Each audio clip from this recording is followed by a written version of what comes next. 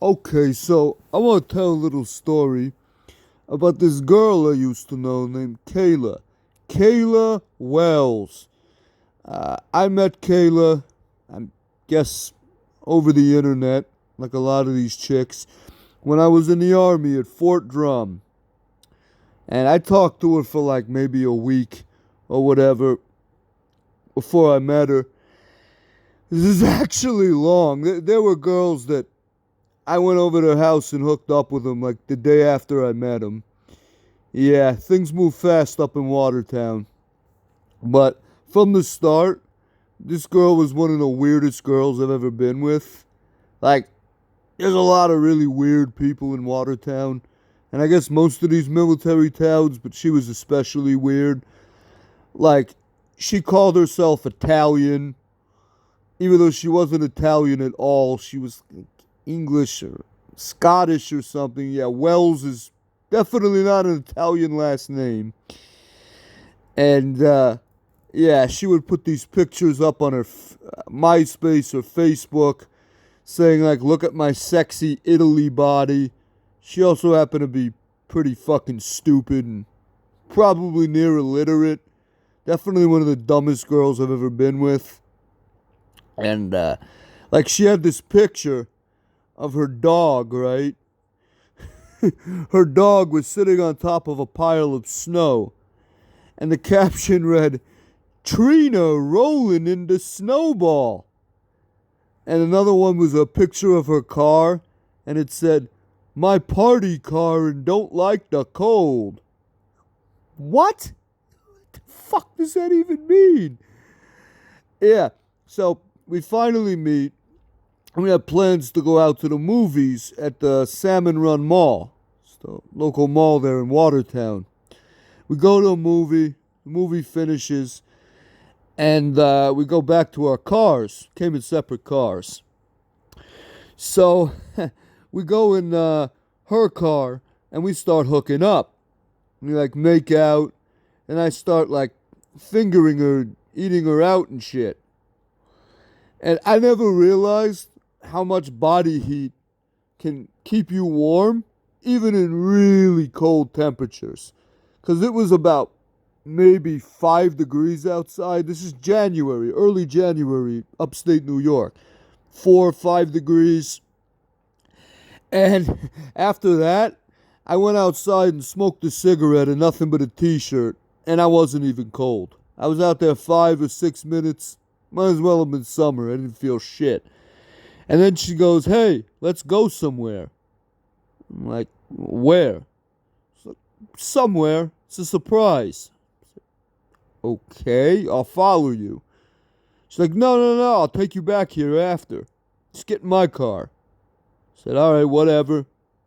I'm not in a rush to go anywhere. So, get in her car, and she starts driving towards Watertown. I'm thinking, yo, what the fuck? Like, if we're going back in this direction, I should have driven. Like, then I could just go back to Post when we're done. Like, why are you going to drive me all the way back to Drum and then all the way back to the mall? It's just two opposite directions. Whatever, you know. I mean, at least I'm getting the hookup, right? Getting some pussy. So, we go down this road, right, on the side of Post. Like, right along the fence before Drum. It separates Fort Drum from off Post.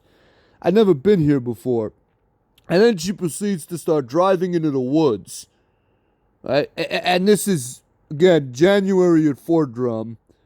There's like snow on this little like trail. She's driving down a trail into the middle of the woods. And she's got this, it's not like she has a truck, 4-wheel drive car. Nah, she's got this little like Chevy Cavalier or something like that. Like rear wheel drive vehicle. And I'm like, yo, could you please not get stuck? She's like, don't worry, I'm not going to get stuck. I've done this before. Like, are you sure? She goes, yeah. No, we're good. Because then I got to fucking, like, walk, get a cab, like, go all the way back to the mall to get my car. Shit. But somehow she makes it, like, all the way down this trail. It's like 3/4 of a mile into the woods, maybe half a mile. And it ends in this like clearing next to a power station. It's pretty isolated, right? You could probably kill someone in there and nobody would ever know. Nobody would hear you screaming here, especially at this hour. But she parks the car and we end up fucking, in the middle of the woods in her car. And then she somehow drives all the way out of this trail again without getting stuck. Drives me back to my car, and that's it for that night. And then I guess at that point we're officially dating. And it didn't last very long. It only lasted about a week or so, like 7 or 8 days. But boy, what a 7 days. I think I fucked her more than any other girl I fucked in the span of a week. I can't even tell you how many times. But almost every night she would come over my room in the barracks and I would fuck her. And of all the girls I fucked, all 11 of them, I list her at number 2. If you count Michelle from my other story, if you've heard that, she'd be number 3. But yeah, that was some good fucking sex. Another one where you shouldn't judge a book by its cover. And even though I had a roommate, this guy Ryan Lorenz, he was always out all the time, right? So I didn't have to worry about it. It was like having my own room. All to myself. And, days went by and we fucked and then we fucked again. And this one night, we're fucking again in my room. And then all of a sudden, out of nowhere, the door opens up. And I look over and I see Lorenz standing in the doorway, just open mouthed. And we didn't even have a sheet over us. We were just buck naked, just fucking on top of my bed. And I was always the guy who people used to fuck with me and tell me I was a virgin. It's like, bro, I'm fucking 24 years old. I am not a virgin. Levy, bro, you're a fucking virgin. Just admit it. You ain't never had no pussy. You ain't never had pussy since pussy had you. Fuck you. Just leave me the fuck alone. Now, I don't know if Lorenz was open-mouthed because he saw us fucking or because it was Levy getting laid and he thought I was a virgin too. But he goes and wastes no time telling everybody in our unit about this, right? Like everybody you could find. Now everybody knows. Now in most cases you might be embarrassed, but in this case, now at least nobody could ever call me a virgin again because I had a witness. Yeah. And like I said, lasted about a week. And this girl had some issues, obviously. And then she ends up dumping me and then telling me to my face that she fucked like 3 other guys in that 1 week we were together. I don't know if that was true or not. I hope it wasn't. Probably was. Given the level of skankery you get among Watertown girls, right? And then she tries to tell me she was pregnant. Like, what? How the fuck do you know you were pregnant? We're only together a few days. You can't tell that fast. But she keeps insisting that she's pregnant and that it's mine. It's like, it could have been the 20 other guys you're fucking. You have no idea, bitch. But I just kept fucking with her, right? Finally decided to go along with it. Fuck with her head. And I told her shit like, I'm gonna take the baby and never let her see it. That she's like an unfit mom because she's fucked in the head.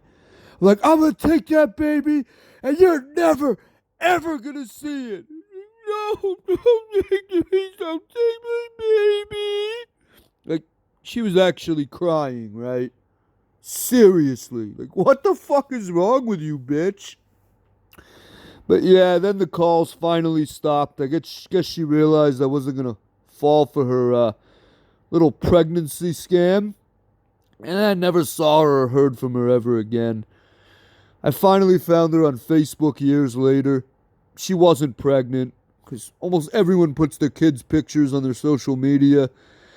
And I didn't see any pictures of a elementary school age child on her Facebook, so yeah, no kids, although she did get married and change her last name, but that was about it. Yeah, so that was my little story about this weird ass girl named Kayla. I dated at Fort Drum. Only dated her for about a week, although we had some really good sex, including one time where my roommate Loren saw me, and after that, I never had to hear anyone call me a virgin again. What a time. What a fucking time.